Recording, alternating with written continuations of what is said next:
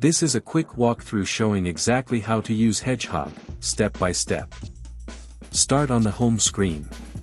First, enter the amount of capital you typically trade with. Choose your goal. If you're still building your portfolio, select a growth model or preparing for retirement. If you're already retired or want to see what income you can live on, choose Sustainable Income Strategy. That will take you to a different setup than the growth models. Click Show Me Strategies. This page shows 3 example strategy models. Click a strategy model.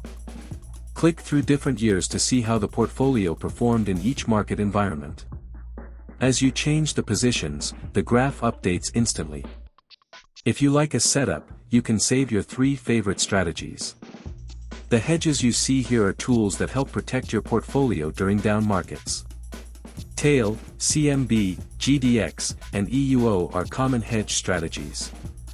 If you want to learn more, watch my other videos. The core positions are the foundation of the portfolio. QQQ is the standard buy and hold ETF. TQQQ is leveraged, so it's used only in small amounts. YMAG is a unique ETF that removes about 1% per week to cash, which helps reduce risk during big market drops. At the bottom of the page you can request early access. This helps us know there's real demand so we can bring the platform live.